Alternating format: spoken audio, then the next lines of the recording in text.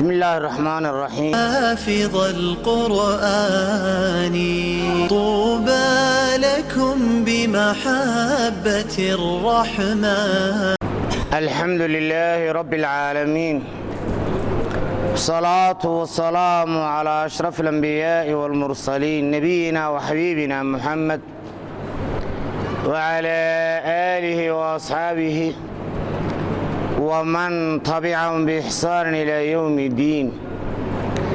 وعين قادنا آية 59 سورة النور،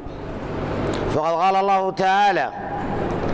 وإذا بلغ الأطفال منكم الحلم فليستأذنوا كما استأذن الذين من قبلهم كذلك يبين الله لكم آياته والله عليم حكيم. weli waxaynu ku jiraa axkaamtii suuraddan ilaahay subxaanahu wa tacaala uu inagu bareeyey. rabbi subxaanahu wa tacala wuxuuhi: waidaa balaqa aladfaalu minkum, waidaa waqtigii balaqa ay qaan gaadhaan aladfaalu carruurtii yaryarayd ee minkum idinka mid haddaad dadka xortaa tihiin. idaa balaqa aladfaalu minkum, idaa balaqa aladfaalu ubadku markay gaadhaan minkum xaal idinka mid yihiin alxuluma qaangaadh markay gaadhaan falyasta'dinuu ha idinka idan dalbaan. fii jamiici alawqaat baa loo jeedaa, wakhtiga oo dhan ha idinka idan dalbaan, ayay guryaha soo gelin. kama sta'dana aladiina min qablihim, sida dadka xorta ah ee qaangaadhkii ay idinka idan dalbayeen laa tadkhuluu buyuutan hayra buyuutkum xataa tasta'nisuu wa tusallimuu calaa ahlih.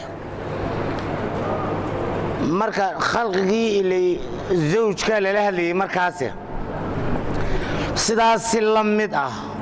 ayuu ilmihii markuu qaangaadho inan iyo inan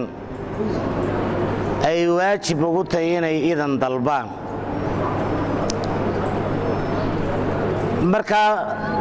dhifli intee baa la yidhahdaa horta marka hore ayaa isweydiin leh. wixii 4 jir gaadhay ee aan qaangaadhin baa la odhan jiray. markuu ilmuhu 4 jir gaadho aabbiyo hooyadii gurigoodii waa inaanu soo gelin idan la'aan. 3 wakhti baynu nagu ubadka yaryar markay qaangaadhaanna waa sida dadka waaweynoo kale. kama staadana aladiina waa sidaa siday idinka idan dalbayeen si la mid ah aladiina min qablihim, oo dadka xorta ee waaweyn ee ajnabiga ah siday u idan dalbaan si la mid ah ha u idan dalbaan carruurta wixii qaangaadhay. kadaalika sidaa ilaahay uu caddeeyey ayuu yubayinullahu ilaahay idinku caddaynaya lakum idinka aayaati, saasaa laydiin barayaa shareecada iyo aadaabteeda. kadaalika yubayinullahu lakum aayaatihi, sidaa uu horeba idinku soo baray buu si la mida aayaadkiisa idinku barayaa. wallaahu ilaahayna caliimun, isagaa ogsoon dantiinna, waana xakiim oo waxaan dantiinnu ku jirin ba idin fari maayo. waalqawaacidu min annisaa, waalqawaacid haweenkii fadhiistay ee min annisaa'i ka mida. qawaacidda maxaa loo jeedaa? min annisaa'i allaatii laa yarjuuna nikaaxan, kuwa aan rajaynaynin guur, kuwa aan guur rajaynaynin, kuwa ee ka fadhiistay guurka, kuwaas iyagana maxaa u bannaan? falaysa maahani calayhina dushooda junaaxun wax dembiya an yadacna hiyaabahunna, maryihii sare inay iska dhigaan oo luqunteeda iyo gacmaheedu ay bannaanaadaan dhibi kuma jirto. waalqawaacidu haweenkii guur ka fadhiistay oo min annisaa'i ku cad, allaatii haweenkaasoo laa yarjuuna nikaaxan guur aan rajaynaynin ay guursadaan. falaysa maahanin calayhinna dushooda junaaxun wax dembiya an yadacna hiyaabahunna, inay maryihii hore iska dhigaan oo shalmadii iyo jalabiibkii sare iyo culayskii sarade ee diricii iyo gogoradii iyo looma jeeday saabaankii hoose maryaha sare ee culus ee suuqa loogu baxay iskadhigan debi kuma jiro meel uu ajaanib jooga loo jeeda aqalkeeda mar walba way isaga banaaneedina maryo dhigatee waa meel ajnabigu uu joogo intaa way iska banayn kartaa mar haddii hooyo waayeeshe tahay hayra mutabarrijaatin biziina mid muujinaysa qurux qayrkeed waa inay tahay haba weynaatee hadday maryaha sare u dhigayso dahabka iyo silsiladaha ay xidhanta dadka inay tusto maya waxaa lama odhanayaa dee damac baa ku jira weliyo mar hadday islada bal dahabkan baa la soo eegto binisbati shareeca maya ma habboona baa laleeyahay taas laakiin kulayl bay u dhigan kartaa maryaha haddaba qawaacid waa jamcu qaacida oo qawaacid waxaa la kulmiyey waayeelka ayeeyooyinkii hooyooyinkii waa yeelay markaa mufradkeeduna muxuu noqonayaa qaacida oo daalku ugu dambeeyo qaacidatun haddii la yidhaahdo oo ta'dii taawtaaniidka la raaciyo waxay noqonaysaa dee gabadh gurigeeda iska dhex fadhida qaacidatu filbeyt marka waxaa la rabaa isdilaax uu ilaahay u sameeyey haweenayda guur ka fadhiisatay iyo dhalmo iyo caado iyo tasaani u fadhida maxaa lagu kala garanayaa ta'da iyo ta'la'aanta ta'da qaacidatun haddii la yidhahdo waa haweenaydee iska fadhida sida dadka caadiga si ragguba u fadhiisto laakiin qawaacidda maanta loo jeedaa waxay ka fadhiisatay in loo xisho inay guursato inay dhasho inay caado hesho bay ka fadhiisatay waxaa la mid ah luqada qur-aanka qawaaciddaas xagga dumarka xaamila marka jamacooda la sheegayo xawaamil baa la ydhahdaa gabadha kelideedana ee uurka le maxaa ydhahdaa xaamila la ydhahdaa haddii xaamilatun la ydhahdo taa la raaciyo waxay noqonaysaa gabadh wax xambaarsan ama madaxa ku sida ama dhabarka ku sida laakiin marka ta'da laga reebo inay uur leedahay bay caddaynaysaa markaa qaacidada xawaamisha iyo qawaaciddu midina ta' ma laha waxaanay calaamad u tahay rabbi uu sameeyey oo qur-aanka aynu ka barannay waa dumarka ka fadhiistay shaqadii guriga iyo guurka iyo dumarka uur kale maxaa lagaga bedelayaa ta waxsida imanka imra'atun xaamila marka waa gabadh waxsidataa marka la leeyahay dee dhabarkay ku sidan kartaa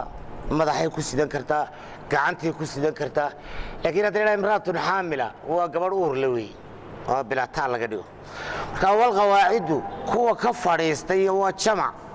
oo min annisaa'i allaatii laa yarjuuna nikaaxan kuwa ka fadhiistay in loo xisho ee aan guur rajaynaynin falaysa maahani calayhina dushooda junaaxun wax dembiyaan yadacna inay dhigtaan hiyaabahunna jalaabiibkii iyo go'ii iyo qanaacii iyo fooqalximaa wax alla waxaas oo dhan inay dhigato bixadrati alajaanib dembi kuma jiro haddaba waxaa laga reebayaa hayra mutabarijaatin biziina hooyo waayeelahoo haddana dadka tusaysa quruxdeeda oo waa inay hayra mutabarijaad tahay oo mid muujinaysa dee dahab ay xidhantahay laabta iyo gacmaha iyo waxaa lama ogolataa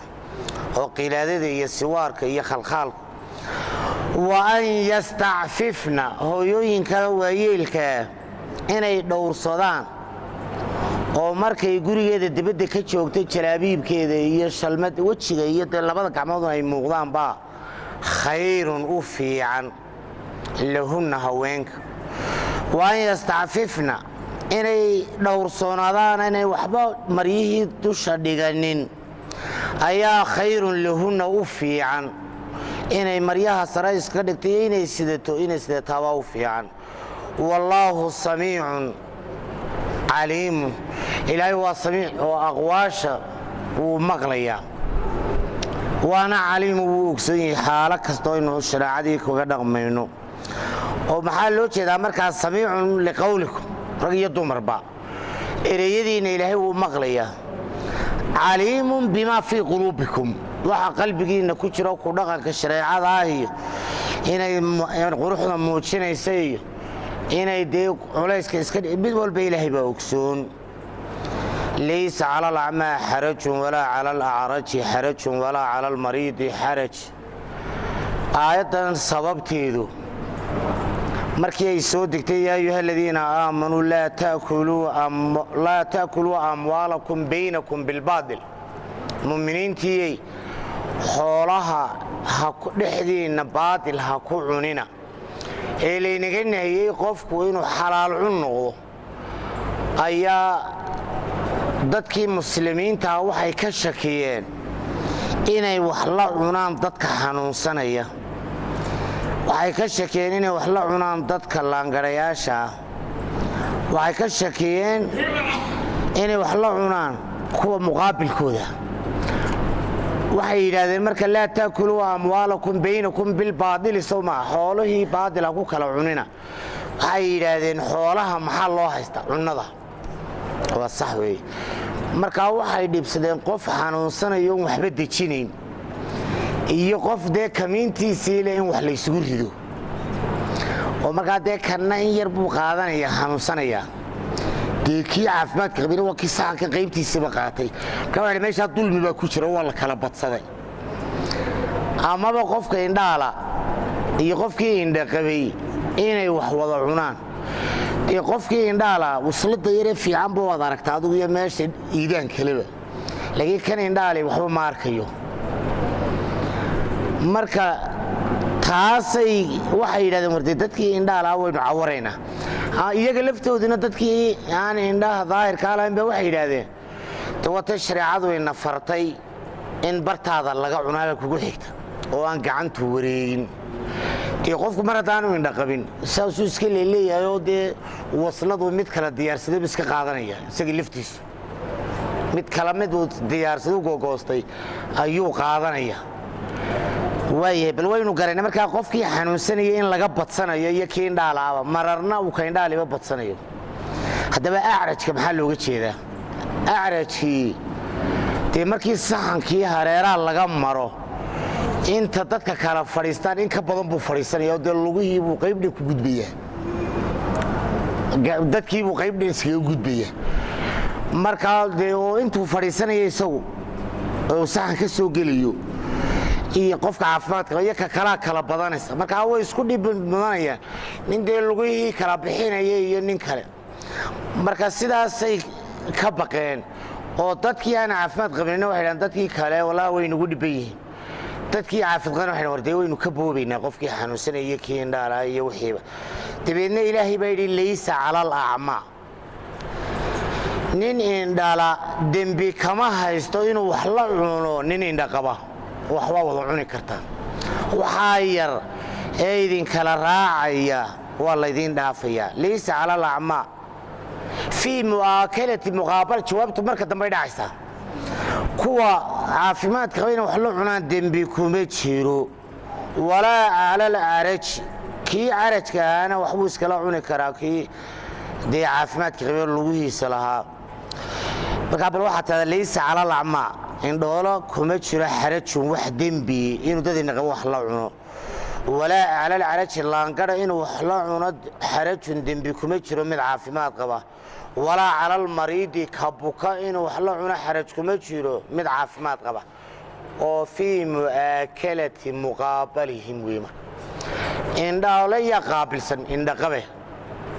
qof xanuunsanaya yaa qaabilsan mid caafimaad qaba mid dee jiis ayaa qaabilsan mid aan jiis ahayn inay wada cunaan labada dhinacba dembi kuma jiro wax waa wada cuni karta walaa calaa anfusikum macnaa walaa xaraja halkaasi waa in saxankii wax laga wada cuno laa taakulu amwey oo saxanka aan wadagalna dembi kuma jiro weligoodba dee kii xanuunsanayana wax yar ha ka cunayo dee kan indhaa qabana hagba adugu halkaa ka qaado walaal taa yara fiican aduguba dee tiltilmaan waxbadan dhibi kuma jirto walaa xaraja calaa anfusikum naftiinana dembi kuma jirto shaksi walowba an taakuluu min buyuuti gurigaagii oo laga maqanya inaad wax ka cunto dembi kuma jiro oo mar waa wax wada cunkii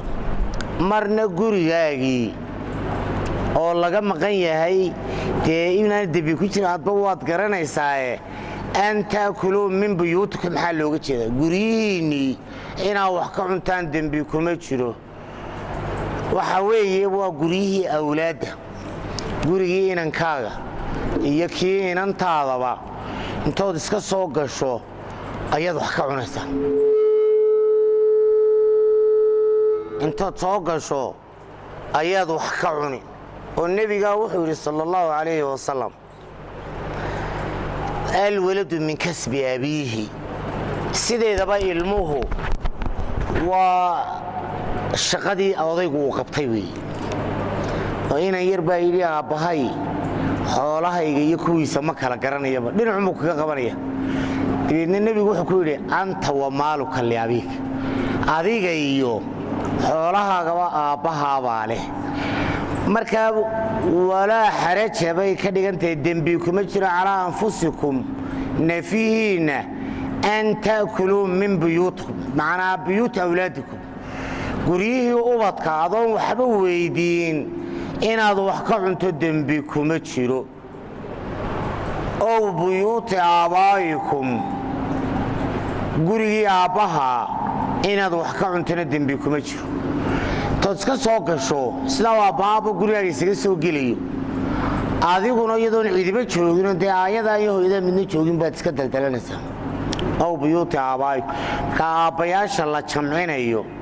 guriga aabbaha iyo ka awowga iyo ka adeerkaa waa isugu kaa midba inkastoo adeerku soo socdo aabbahadaa maanta waxaa la jamcinayaa awowgii iyo aabbaha ow buyuuti ummuhaatikum gurigii hooye inaad wax ka cuntana deri kuma jirto markaa dabcan waxaad fahmaysaa looma jeedo gurigii qoysku ku wada noolaa ee mar aabbihii iyo hooyadii iyo ilmuhu dee guri bay ku wada nool yihiin marna guryaa la kala yeeshay oo inankii guri gaaruu leeyahay inantii guri gaaray leedahay aabbahaa guri aayadaa leeday buu leeyahay awowdaa walba kala gaar baa haydeen markaa guryaha aan lagu wada noolayn weeye kuwa qur-aan ku hadlayaa oo inankaagiioo guursaday gurigiisiyo dee inantii aad saddooda wahaydna joogto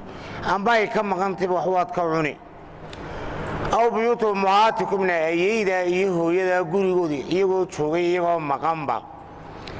waxbaad ka cuni doontaa aw buyuutu ikhwaanikum walaalada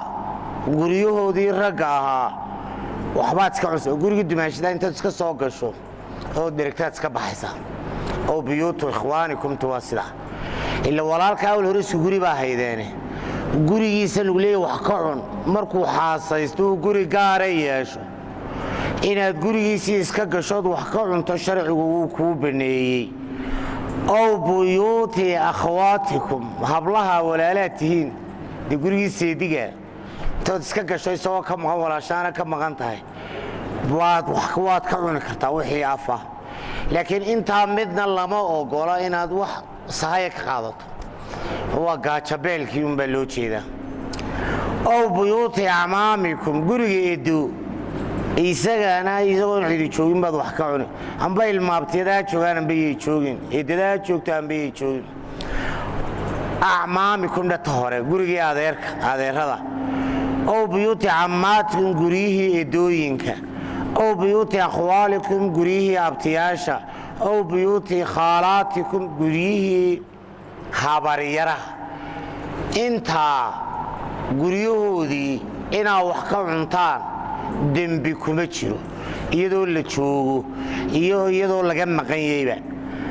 aw maa malagtum dabcan waxaad fahmaysaa habaryartaa cid kalaa qabta dee abtigaaba waa guri kale waxaase dadkii nasabayad baa ka dhaxaysa waa dad qaraabo ahoo hadday joogaanba kumay qadiyeen haddaad ay ka maqan yihiin adoo gaajoonaya inaad dhaafto way ka naxayaan sidaa awgeed ilaahay dee wuu quluubteennana wuu yaqaanaa dadkii wax isasiin lahaana weeye dadkaasi ajaanib ma kalaa intaaba fasax baa ilaahay u qabtaan buu yidhi jalla wacalaa aw maa malagtu mafaatixahu guryaha furayaashooda a haysaan sida hudheellada sida dukaamada sida guryihii markaa gaajootaan inaad wax ka cuntaan dembi kuma jiro oo sadiiqikum gurigii saaxiibka saaxiibada dee saaxiibadu midna waa salaam faranjida midna waa qofka ilaa madrasada ilaa malcaamad wax wada cunka leedihiin ee dee qofba qofka kale jeebkiisa uu baadhanayo soo ka maqanba saaxiibada sadiiqul caafiya kuma jiro sadiiqul caafiya waxa la yiraahdaa labada saaxiibka intii caafimaad qabaan oo dee laba intii caafimaad qabaan wax iska wada cuno midbaanka kala wax siiya ee saaxiibada dhabtaay waa saaxiibada nafta isu bixinaya ee hadday bukoodaan wax isa siinaya ee hadduu jeebkiisu madhaka kale uu gurmanayo ee qoyska uu ilaalinayo sidiiqiinta la sheegayo kuwa aw bayt sidiiqikum baynu qadarina dhammaan intaa waxa bannaan in iyagoo maqan guryahoodii wax laga cuno haddaanay joogin iyo hadday joogaanba culimmada qayb baa waxay leeyihiin waa haddii ay isneef ogoshihiin oo ay raalli ka yihiin waxaa iska jira walaalo aan dabka kala qaadanayn oo dee wax ka dhexeeyaan iyo abtiyaal wax ka dhexeeyaan oo dee dad baa jira sidoodaba dee wax ka yar dhexeeyaan inkastoo qaraabo goysnimada aan la ogolayn waa idaa calima ridaahu haddaad og tahay inuu raalli kaa yahay laakiin dee ninkii ay isdisheen gurigiisa dad gashay waa dembi kale kees kalaa kugu noqonaye waa dadka iska raallida bay yidhahdeen culimo qaybna waxay leeyihiin maya ilaahay baa kuu fasaxay xataa kulama hadli karo amarka ilaahay baa laga wada qaadanaya halkaa waxaynu kaga gudubnay guryihii dadkii ka shakiyey iyo dadkii caafimaadka qabay dadkii xanuunsanayey ilaahay wuxuu yidhi waa aayaddan waa mid kaloo hor leh laysa calaykum junaaxun wax dembi idinma haysto an taakuluu jamiican wadajir inaa waxu cuntaan ow ashtaatan iyo qof inaa waxu kala cuntaan midna dembi kuma jiro aayaddanna sababteedu waxay ahayd wakhtigii hore sadar islaamkii muuminiintu reer madiina ansaarta iyo muhaajiriintiiba waxay gaadheen inaan qofna kelidii wax cuninba dabeedna hadday isagoo geeliisi dararsan yahay oo caanay halkan yaallaan ilaa cid la cuntaay u timaaddo waxba may cuni jirinba sida laysugu xidhay muslimiinta dabeedna martibaa diidaysaa cid kula cunta dabadeedna ilaahay baa wuxuu laysa calaykum junaaxun an taakuluu jamiican wardee inaa idin markaa wada joogtaan wax wada cuntaan dembi kuma jiro idinkoo kala cir weyn idinkoo kala dee kala fajaasid weyn oo de dadku wuu kala kamin badan yahay oo marka wax la wada cunaya qofna dee fariis walba wax iskaga cunaa qof wuu xanuunsanaya qofna dee wuu iska kiilooynaya siduu wax shiidayo bulshadu dee qofba siba wuxuu qaadaa markaa wada jir inaa wax u cuntaan iyo keli inaa kala gurantaan midna dembi kuma jiro an taakuluu jamiican ow ashtaatan reer magaalku intuu bilaydhadii ku kala gurto saxankii weynaa oo midbadda intuu cuni karayo cunana dembi kuma jirto inaad gacanta wadagelisaana dembi kuma jiro inaad kelidaa iska cunto markaad cid weydana dembi kuma jiro oo dee diintu xare dhibaata ma jirto faidaa dakhaltum buyuuta marka aayaddaasina dadkii ka dembi jirtay inay keli wax cunaanee martida baadigoobe baa la yidhi war iska cun kelidaaba maray kuu timaadana dadka wax sii haddaa isku ridataan iyo haddaa kala gurataanna dembi kuma jiro waxaa la mooday in laysku keen qasbayo dadkii xanuunsanaya dadkii kale maahee haddaa kala ridridataan oo dee kala shakaysantiinba xagga caafimaadka waxba dani dhibi kuma jirta iyada lafteeda an taakuluu jamiican aw ashtaatan waa sidaa faidaa dakhaltum buyuutan fasallimuu calaa anfusikum taxiyatan min cindi illaahi mubaarakatan dayiba kadalika yubayinu allaahu lakum ilaahay subxaanahu wa tacaala waxa uu ina soo baray aayadaha hore gurigaaga iyo ka kalaba inaynu salaanno marka guriga la soo gelayo weliba guryaha kayrka assalaamu calaykum adkhulu inaynu nidhaahno gurigaagii marka faidaa dakhaltum buyuutan ilaahay wuxuu yidhi haddaba haddii aad damacdaan guri inaad gashaan gurigiina cidima joogto fasallimuu calaa anfusikum naftaada salaan oo maxay dheh السلام علينا وعلى عباد الله الصالحين عليه. السلام علينا وعلى عباد الله الصالحين. سلام تاسي تحية من عند الله مباركة طيبة. سلام تاسي تحية فسلموا سلاما فحيوا تحية. وفحيوا تحية معناه سلام تحية واسكمت. مركات فسلموا على أنفسكم سلاما فحيوا على أنفسكم تحية. أظن نفت هذه سلام أم بتحييكم مقعو أم بالسلام. سلام تاسي هذا من عند الله معناها ثابتة بأمره مشروعة. وسلام إلهي نفري أو قرآن كشرعي أو سجنوي. فسلموا على أنفسكم تحية من عند الله. وسلام حق على الله يكفري. سلامتا أيسا سلامتين أو مباركة. سلامتا بحق إلهي كبركيسا طيبة ولي وناك يديب نفسي حتى أطيقفكم مغلو. السلام علينا وعلى عباد الله الصالحين. هذا ولا قري عيد لا ورجوه وعليكم السلام بالغ يا هل كافكير هذا اللي وعلى عباد الله الصالحين تتكجرتاي marka waa wanaag iyo kalgacayl iyo barako sida yeela. haddaba fayda dakhaltum buyutan fasallimu ala anfusikum guriyahaas waa kuwee mufassiriintu qayb waxa leedahay masaajidkiiba fi buyutin adina Allah an turfa fihi ismuhu wa inagi soo mareenay waa buyut raadee markaad masaajidka soo gasho assalaamu alaykum baadee oran jirtay masaajidkii baad soo gashay oo cidibaani ku jirin السلام علينا وعلى عباد الله الصالحين عليه. ملائكة كارديسة هدي قف آلت أركين إنه ميل كلاو مساج كافر يعني ده وكا غالبا. أما با مهردها دلقو كلمو وده الذي دكان مديو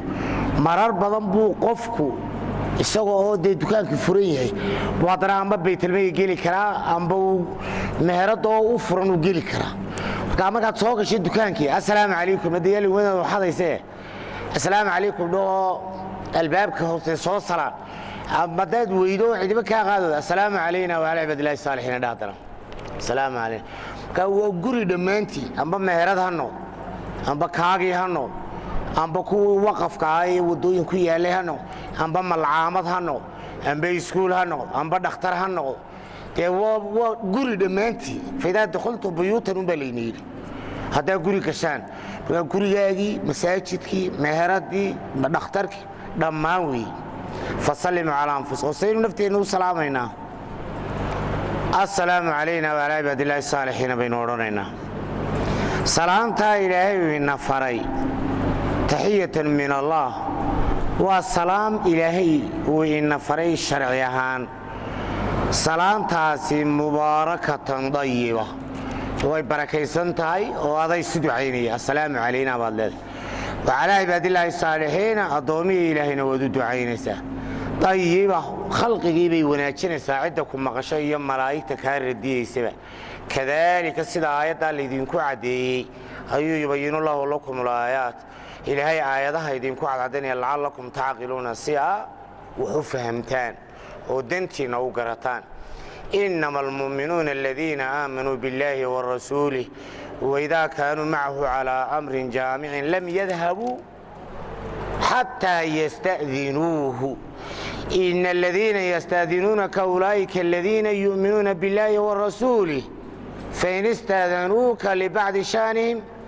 فأذن لمن شئت منهم واستغفر لهم الله إن الله غفور رحيم. إلهي سبحانه وتعالى آياتنا وحينا وغور رميا مؤمنين تكامل كالصفات كإليهين وحلقت ويا مؤمنين تا شيغانيسا مؤمن ماذا يا منافقين تا إلهي بوحري إنما المؤمنون مؤمنين تكلية وحويان إنما هذا سوى أداة الحصر. إنما المؤمنون مؤمنين وحاهم أو شيغان كرا الذين آمنوا بالله ورسوله كوا إلهنا الرميسان رسولكنا الرميي مؤمنين كوا صلى الله waydaa kaanuu macahu haddaba nebiga markay la joogaan calaa amrin jaamicin arrin lagu kulmay markay la joogaan sida jimcada iyo jamaacaadka iyo ciidaha iyo wax sheegmada iyo jihaadka marka meel laysu baahan yahay oo lagu kulmay marka la wada joogo lam yadhabuu iskama tagaan oo sida khudbadii u socoto masaajid kama baxayo sida nebiga hadalkiisa iskama baxayaan waydaa kaanuu macahu nebiga la jirkiisa markay yihiin calaa amrin jaamicin amar lagu kulmo markay nebiga la joogaan lam yadhabuu ma baxayaan xataa yasta'dinuuhu ilaa ay nebiga ka idan dalbaan ilaahay baa markaa wuxuu yidhi mu'miniin waa kuwa haddaba ina aladiina kuwa yasta'dinuunaka kuwa kaa idan dalbaya ulaa'ika kuwaasi aladiina waa kuwa yu'minuuna billaahi wa rasuulih waa kuwa alla iyo rasuul rumaysan weeye fain istaadanuuka nebiyow hadday kaa idan dalbaan haddaba libacdi shaanihim dee arrimahooda gaarka ee dee islaantii baa iga umulaysa hawl baa jirta fa'dan liman shi'ta minhu kaa doonto fasax ka kalena waar iska fadhiisa dheh kaad islaad run buu sheegayaa fasax haddee aad ka yar shakidoona fadhiiso haddaad tidhahdo adaa xaqu leh haddaba kaad fasaxday wastakfir lahumullah ilaahay dembi dhaaf u weydii oo wuu idan dalbayba waa nebi maxamedna wuu fasaxayba waa maxay dembiguu galay dee kolleyba adduunyuu qabanayaa meel nebi moxamed joogo oo uu hadlayo meel ka qaalisan baan jirinba markaa ka bixitaankaas hadday amba islaanta umulaysa amba qayla doonaan kugu soo dhacee inaad jimcada ka baxdaa mar walba waa dhib laakiin inta yaree halkaa ku jirta uu dembidhaaf weydii haddaba waxaynu nidhi waa jimce khudbaddii buu ku jiraaba nebigu hadal buu jeedinayaaba sidee baa loo idan dalbayaa horta sababta aayaddu waxay ahayd nebigu calayhi afdal salaatu wasalaam marka jihaadka loo baxayo dadka wacyigelin buu u samayn jiray jimcadu dee waa maalinta loogu talagalayba nebigu in waanada la kala qaato nimanka munaafiqiinta la yidhaahdo maalinta ugu daran baa maalinta ahayd maalin loo diyaariyahay in madaxa qur-aan lagaaga garaaco wax laguu sheego se uma xamilayo munaafiq muxuu doonayey dee inuu sawirka un yar bixiyo inuu joogay dabeedna fadhigan baa dhibaya iyo wuxuu dhegaysanayo markaa siday aayadda dambe sheegi doonto waxaa dhici jirtay nebiga ishiisuu iska eegaya markaasuu baxayaa si yaroo hoos-hoosa mu'miniinta lafteedana wuu iska eegaya oo kaabadahaasuu isku beegbeegayo dib buu u baxayaa hadhow haddana muxuu samaynayaa kaabadiibuu isku soo beegbeegayaa dadku soo jiirayaoo nebigu soo ag fadhiisanaya si uu loo moodo inuu maanta oo dhan joogay markii horena uu si baxsadu ku tegey markii dambana isagoo gidaarada raacayo dadka soo jiray buu soo galay taasaa la diidan yahay waxaas waa shaqo munaafiqadeed baa la leeyahay mar haddii hawl muhiima ay jirto dee ha bixina mu'minnimadu maaha inaad iska baxdo idan la'aan haddaba dee qof baa hooyadii loodhanaya naftaa ka baxaysa geeri baa la soo sheegaya ma fadhii kartid nebigana khudbad buu ku jiraa waxay samaynayeen saxaabigaas wuu soo kacaya amba dee samboor baa yimiba amba weysalaan halkaasuu istaagaya meeluu nebigu ka arkayo dabeedna sabkuu qabsanaya haddii dee weysadii kahoyn dabeedna dib buu isaga baxaya dabeedna nebigu amba ishaarahaasi nebigu dee amba madaxuu dhaqaajinaya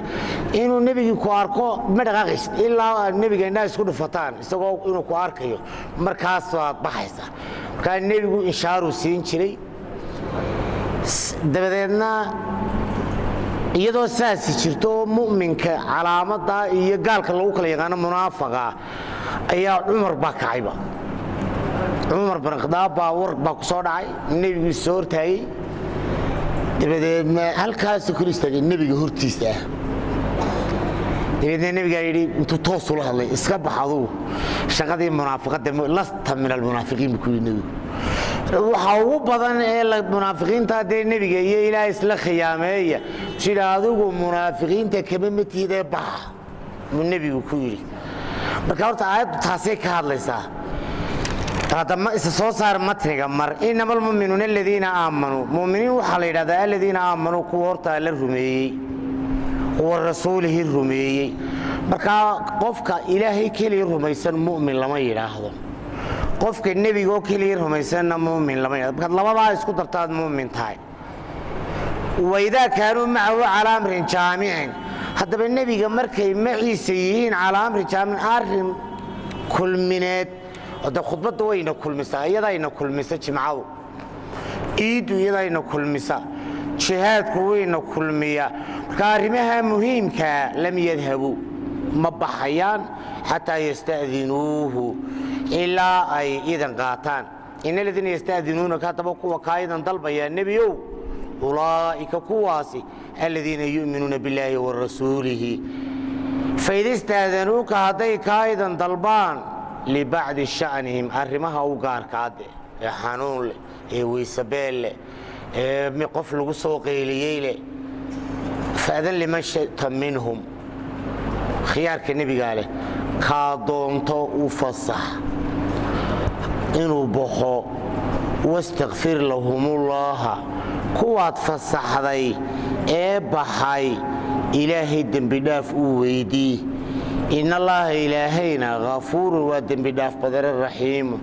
marka maxaa keenay in nabiga la yiraahdo ilaahay dambidaaf weydii tiisadiga safki ka baxay adan baad lahaatidi bixitaankaaga ayaa adoonka wax uga qaalisan nabi maxamed goobtuu joogay inuu fadhiyo ayaan jirin wax kasta oo baxda waa dinuwi marka taas la dambidaaf weydii la tajcalu du'a ar-rasuul لا تجعلوها يلينا دعاء الرسول رسول كيرمديسا كلام مدقين بينكم آيسو يرسان كدعاء بعضكم بعضا يرمضى آيسو يردان وكاله ومحيسو يردان نقول ده هبلو أحمد فارح وبن سرنا نبي سهو يرينا هوين يا رسول الله يا نبي الله ده مدة كلاد قعدك كره وقاعدين يدي كبرين عملكوا سي تواضع يدبل يا رسول الله أظن ده هوفور قف كل يوم النبي وكره يجاب ما يلهين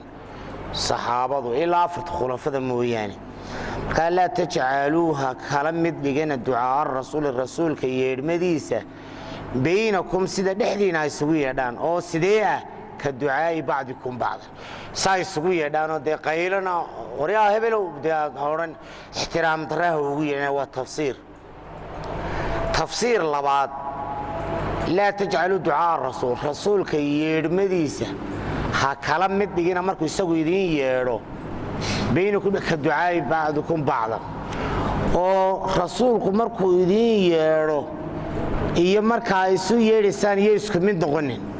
حتى هذا سلاد كشتو مركو رسول قال هبلو سوكا أجيب وضدك كلاينا أقبشو يراد أقبل المسو ما دعيسو بكاس يرمدي نو كلا يرمدي سلام بنت معها تيسو واجب أجيب وي وحيدين فرنا قاطع وحيد كنينه واجب تفسير لبعض صدحات ومرنا وحويان سدا سويا دا النبي هو يرينه مرنا النبي مركو يدين يرو sidii qof ku yeero kala mid digin degdeg u soo ka oo dib dhicin sab'a wada'an tafsiir sadaxaad la tajcalu du'a ar-rasul baynaka du'a ba'dukum ba'dan bariyada habaarka rasuulku idin habaaro amba du'ada idin duceeyo lamid maaha habaarka ay sabartaan iyo du'ada ay si ducaysaan tii nabigu waa mustajaab mar walba markaas sidii ducada nabiga ku helaysan sameeya iska jirnay nabigu uu de ku jaleeco oo ku habaaro tafsiirka koowaad ee ugu horeeyay baa ugu sii haboon oo qulu ya nabiy allah ya rasuul allah fi liin wa tawaadu' wa khafti sawt tafsiirka koowaad baa ugu fiican ee aha yeermada isu yeereysanaha kala mid dhigina marka rasuulka u yeereysaan ya rasuul allah dheh adigoo adaab leh oo qunyar hadalka oranaya qad ya'lamu allah ilaahay muuminiintiisa uu tilmaamanin hadaba bal wuxuu ina barayaa munaafiqa ilaahay inuu yaqaano kuwa aan khiyaamadu u soconayn ee marka dambe iyagoo dhuundhuumasho ku imanaya ama gidaarada isku beegaya bahaya ilaahay baa wuxuu yidhi qad xaqiiqanime ya'lamu allah ilaahay wuu ogyahay wuu arkaa alladina kuwa yatasallaluuna kuwa siibsiibanaya ee minkum idinka idinka mid liwaadan iyagoo oo wax isku toostoosinaya oo yatasallaluuna waa farsamo socodka iyagoo ay gadaal u socdaan liwaadantuna waa isku toosinta oo xataa waxay samayn jireen iyagaa is waraysanaya munaafiqiintu hebel waan baxayaa istaag adugu sidii wax laba ragcadood sunnah geliya iska dhig dabadeedna isagii ma istaagay ka hore ka dambe isagu isku beeyay dib uga sii baxaya isagu ku dhuumanaya ama wuxuuna dib baan u baxayaa iga eeg bal isha nabigu inay hayso liwaad dabadeedna dhammaan munaafiqiintii saasay kaga dhamaanayeen masaajidka marka ilaahay baa wuxuu qad ya'lamu allah masaajid hadii lagu jiray iyo hadii safka jihaadka lagu jiray waxaan ilaahay dartii u soconaynaa qaniime iyo istusnimo iyo waxaasay u socdaan qad ya'lamu allah ilaahay wuxuu ogyahay alladina kuwa yatasallaluuna siibsiibanaya minkum idinka kamid liwaadan iyagoo wax isku toosinaya macnaa siibsiiban iyo wax isku toosin kuwa waa la ogyahay ilaahay wuu ogyahay maxaa looga jeedaa waa laydinka abaalmarin doonaa falyahdari hadigtoonaadaan marka ilaa amarkii ilaahay bay khilaafaniyo kii rasuulka falyahdari alladina kuwii hadigtoonaadaan yukhaalifuuna can amri kuwa amarka alla khilaafaya hays jiraan maxay iska jirayaan an tusiibahum fitna adduunyada inay balaayo ku hesho oo yusiibahum cadaabun aliim amba aakhira ay masiibo ku hesho falyahdari alladina yukhaalifuuna can amri amarka rasuulka amarka ilaahay amarka madaxweynahooda ila wixii nabigi maanta ma joogo ilaahayna dhammaan waa amarka quraanka amarka rasuulka dhammaan ilaahay saas marka waliba falyahdari alladina yukhaalifuuna can amri waa amarka rasuulka waqtiga waxayga hade maantana quraanka iyo sunnihiisa bayna la hadlayaan hayska jiraan kuwaasi an tusiibahum fitnatun balaayo inay ku dhacdo oo yusiibahum cadaabun aliim owdaasi maanicatul khuluwi baa la yidhaahdaa ma diidayso in ifkana balaayo kugu dhacdo aakhirana ay balaayo kugu hesho laakiin maxay diidaysaa inaad adduunyadana ku nabad gasho aakhirana ku nabad gasho marka in labadaa la isugu kaa daro iyo in midkood kugu dhacayso ka boqo wada halaagsantiisa waa markaa mar walba haddii ifka balaayo kugu hesho haddii aakhiro kugu hesho iyo haddii labadaba la isugu kaa daro labadaba jabtay falyahdari alladina yukhaalifuuna can amrih an tusiibahum ay iska jiraan oo ka taxadiraan an tusiiba fitnada maxaa loo jeedaa maanta balaayo mid cudura mid geeriya mid dagaala mid dil ah oo yusiiba cadaabun amba cadaab aakhiro alaa ina lillahi maa fi samaawaati wal-ard فليحذر الذين يخالفون عن أمره أن تصيبهم فتنة أو يصيبهم عذاب أليم dhammaan khalqigiiba loo digay sawma dhammaan ilaahay inuu ku fulin karo waxa uu ballan qaaday waxa daliilo ah ala baraaruga oo dhagaa furo inna lillahi alla waxa uu sunaadu iska leeyahay milki ahaan abuur ahaan adooma ahaan ma makhluuqa fi samaawaat kuskaniya wal ard marka de soo uma fududo mar disigu wixii leeyahay inuu adduunyada kugu kadeedo iyo aakhira kugu kadeedaba ala ya ayuha alladina ya ayuha naas hayaba muhiimka markuu ilaahay u jeedinayo muslimiinta la geliya alaadan waxay la mid tahay waqtigan casriga aynu joogno halowda oo kale moobilka halowdaas mucaasiriintu waxay u jeedaan aad ii dhegayso waan ku maqlayaa marka dee iminka bale maxaynu ugu horraysanaa markaad qabato soo halow maaha aayad qur'aan oo alaa ku bilaabmaysa markaad aragto si fiican dhegaha furo weeye oo wastamic bay alaadaasina tusinaysaa alaa baraarugoo dhegaha furtoo aad u dhegaysto inna lilaahi ilaahay wuxuu leeyahay milki ahaan abuur ahaan addoommo ahaan maa makhluuqa fi samaawaati waalardi ku sugan shaqadiisa inuu ka gudan karo ogaada marka oo ka wanaagsanna uu janno ku abaal marin karo dee ka khilaafa amarka ilaah iyo ka rasuul la halaagayo qad yaclamu waa la sii adkeeyey haddana qad yaclamu ilaahay wuxuu aad u og yahay ma antum calayhi mu'miniinay shaqada aa ku sugan tihiin dusheeda oo nebiga aad deecaysaan salaada aa u dadaalaysaan ama ilaahay wuu idin og yahay wuu idin og yahay mu'miniinay shaqada fiican ee haysaan wuu idinka abaalmarin doonaa wey munaafiqiintiina qad yaclamu ma antum calayhi munaafiqiinay waxaa haysaan qad xaqiiqanimo yaclamu wuxuu og yahay ma ladii antum calayhi shaqada aa haysaan ee munaafiqnimada ilaahay wuu og yahay wuu og yahay maxaa looga jeedaa markaa wuu idinka abaalmarin doona wa yowma turjacuuna ilayhi maalinta laydin celinayo gaal iyo islaamba maalintay tahayna ilaahay baa yaqaano sideeda qadu ficilka maadi marka lagu bilaabo taxqiiq bay faa'iidaysaa sida qad aflaxa almu'minuuna marka ficilka maadi qadaa ka horaysa mu'miniintu mar horeba inay liibaaneen bay caddaynaysaa qadu marka ficilka mudaarac la geliyo ee qad yaclamu la yidhaahdo qadaasi waxay la mid tahay macnaa ruba rubaduna waxay faa'iidayn jirtay taqliil iyo takfiir bay faa'iidayn jirtay marka maanta qadani maxay faa'iidaynaysaa inuu aad ilaahay uu inoola socdo qad yaclamu waxaa ilaahay axwaashiina iyo calooshiina iyo quluubtiina aad buu ula socdaa wuxuu aad u og yahay maa antum calayhi mu'miniinay munaafiqiinay wayaclamu wuxuu aad u og yahay oo kale yowma turjacuuna ilayhi maalinta laydin soo celinayo markii hore qad yaclamu maa antum calayhi mukhaadab bay ahayd wa yowma turjacuuna ilayhi iltifaat baa la geliyey marka hore innagaa laynala hadlayay oo waxaa ku jirtaan ilaahay wuu og yahay haddana ilaahay baa ogun baa layidhi maalinta laydin soo celinayaa maalintay tahay waa tafanunka qur-aanka balaaqada ku jirta mar waa mukhaadab mar waa mutakalim mar qaayib baa laga warramaya waa fasaaxada qur-aanka aan cidila qabin fa yunabbi'uhum wuxuu ka warrami doonaa marka laynoo sheegay ilaahay inuu ogyahay maalinta layna soo celinayo fa yunabbi'uhum bimaa camiluu waxaa laynooga warramayaa waxaynu qabannay gaal iyo islaamba shar iyo khayrba